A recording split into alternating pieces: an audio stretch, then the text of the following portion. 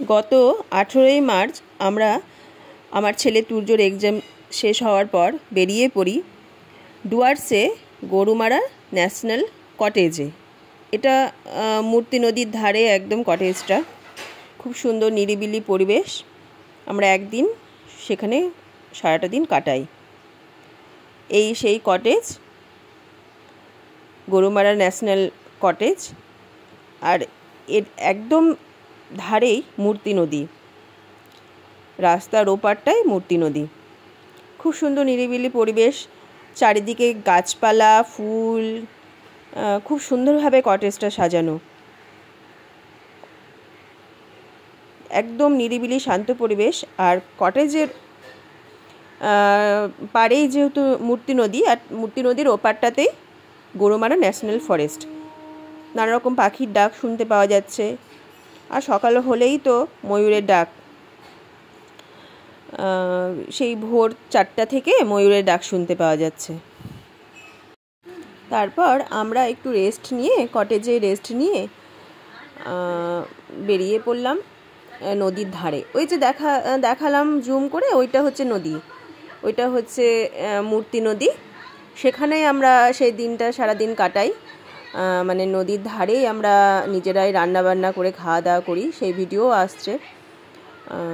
এই যে তারপরে আমরা একটু ফ্রেশ হয়ে নিয়ে একটু রেস্ট করে কটেজটা একটু ঘুরতে বেরোলাম, একটু বাইরেটা দেখলাম।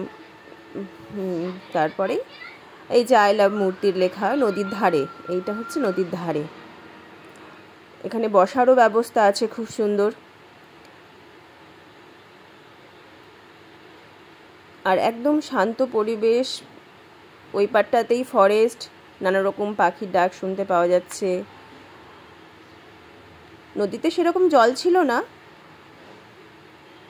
তবুও খুব সুন্দর একটা জলের আওয়াজ আসছে। এই যে সেই মূর্তি নদী, আর সুন্দর হাওয়া বইছে। আর সেদিন ওয়েদারটাও এত সুন্দর ছিল। এই যে আমার হাজব্যান্ড বসে আছে, আমরা পরিবেশটা বসে সময় কাটাচ্ছি, দেখছি। তারপর আমরা বেলা বাড়ার সাথে ওখানে আমাদের ছোট্ট কিচেন সেটআপ নিয়ে নদীর ধারে চলে যাই। এই যে মূর্তি নদীর জল বইছে, এই আমার হাজব্যান্ড ডিম ছাড়াচ্ছে। সেদিন মেনুতে ছিল ডিমের কষা, সাদা ভাত, পাঁপড় ভাজা আর স্যালাড।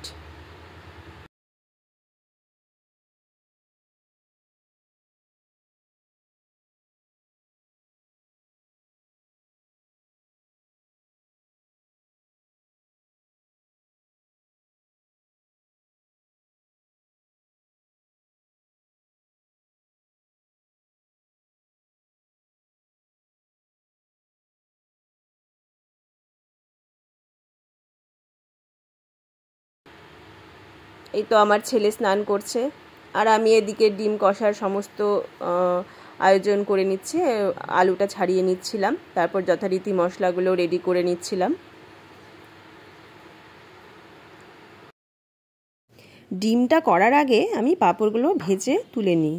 এরপর আমার হাজব্যান্ড নদীর জলে চালটা ধুতে নামলো, ফ্রেশ জল তো।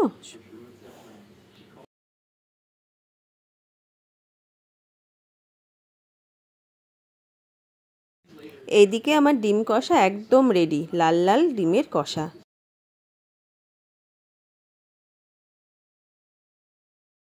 আর এই যে আমাদের নদী থেকে নেওয়া শিলনোড়া, আমরা শিলনোড়া নিয়ে যাইনি তো, এটা দিয়েই মশলার ব্যবস্থা করা হয়েছিল সেদিন। এরপর ভাত বসিয়ে দিলাম। ভাত হতে যেটুকু সময় লাগে ভাতটা রান্না করে নিলাম, তারপর আমরা খাওয়া দাওয়াটা সেরে নিলাম। খাওয়া দাওয়া শেষে আমি বাসন নিয়ে নেমে পড়লাম নদীর জলে। নদীর ফ্রেশ টলটলে জলে বাসনগুলো মাজতে কিন্তু ভারী মজা লাগছিল, জানেন তো। আর ওদিকে তুর্য তো খেলেই যাচ্ছে। এরপর আমি নদীর সমস্ত কাজ সেরে আমি স্নানে নেমে পড়লাম নদীতে। আমার হাজব্যান্ডও ওদিকে স্নান করছিল। উফ, কী যে আনন্দ লাগছিল। এরপর সমস্ত করে নিয়ে আমাদের কিচেন সেটআপটা আবার যথারীতি গুছিয়ে নিয়ে বেরিয়ে পড়লাম কটেজের দিকে। দিনটা কিন্তু খুব ভালো কাটলো জানেন। এই আমরা চলে যাচ্ছি কটেজে, আর ওখানে লেখা আছে আই লাভ মূর্তি। সত্যি সারাটা দিন যে কী মজাতেই না কাটলো। এরপর শুরু হলো আমাদের সন্ধ্যাবেলা স্ন্যাক্সের আয়োজন। ছেলের আবদার সন্ধ্যাবেলা চিকেন পাকোড়া খাবে। আমাদের কাছে তো মোটামুটি সবই জিনিস আছেই রান্নার, শুধু ওই চিকেনটা আনতেই দেওয়া হলো। এখানকার কটেজের যে স্টাফ রয়েছে তাদেরকে দিয়ে চিকেনটা আনানো হলো। তারপর আমরা সমস্ত কিছু জোগাড় করে নিয়ে ম্যারিনেট করে নিয়ে বানিয়ে নিলাম চিকেন পাকোড়া। আমার হাজব্যান্ড কিন্তু চিকেন পাকোড়া বানাতে খুব ভালো বানায় জানেন তো, তাই সন্ধ্যাবেলা চিকেন পাকোড়াটা ওই রান্না করলো। খেতেও হয়েছিল বেশ জানেন, গরম গরম চিকেন পাকোড়া তো, আর মনে হচ্ছে যেন স্বাদ আরও বেড়ে গেছে। আর এই কিচেনটা যে দেখছেন, এই কিচেনটা আমরা কটেজে ঢুকে যখন এই রুমটা দেখার সময় কিচেনটা দেখেছিলাম, তখনই আমাদের কটেজটা না আরও ভালো লেগে গেছিলো। যাক, নিজেদের মধ্যে কিছু রান্না করে খাওয়া যাবে কিচেনে। একবার দেখো, একবার দেখো এদিকে। আবার একটু চিকেন রেখে দিয়েছিলাম, সেটা আবার চিকেন কষা করেছিলাম, আর রুটিটা কটেজ থেকে নিয়েছিলাম। এই পরের দিন সকালবেলা আমরা এবার বেরিয়ে পড়ব বাড়ির দিকে। ও তো কালকে সারাদিন ঝাপাঝাপি করেছে নদীতে, অনেকক্ষণ স্নান করেছে। বলছে মা আজকেও কিছুক্ষণ থাকি, স্নান করব। কিন্তু না, আজকে তো বেরাতেই হবে।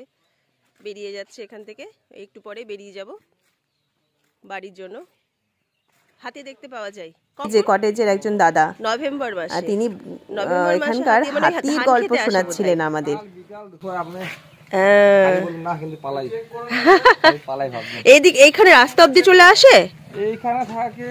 ও হ্যাঁ হ্যাঁ হ্যাঁ হ্যাঁ, আচ্ছা আচ্ছা।